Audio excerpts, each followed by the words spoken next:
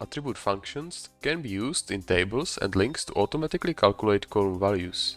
You can use values from other columns or even linked tables for the calculation. The functions are built from the blocks. The good starting point is the record block. It represents the current record.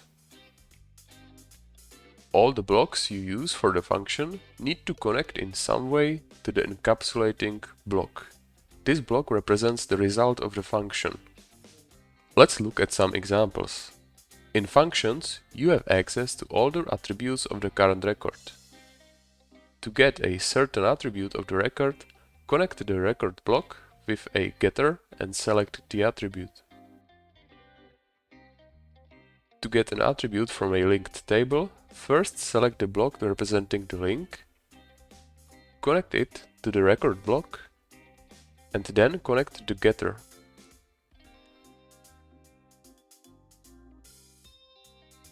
If you want to get an attribute that is contained in the link itself, you need to get the attributes of the link block and use a special getter.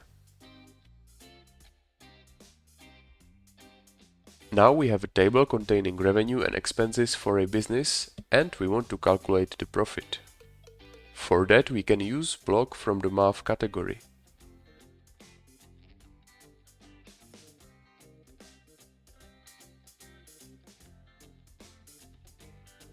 Select the correct sign and put in the values.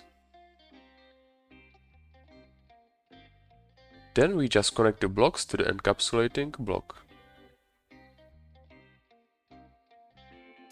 Also, the same function is always applied to the whole column, to prevent any errors of incomplete ranges. There are many different uses for the attribute functions, but be aware that the value only updates when some of the values it depends on changes.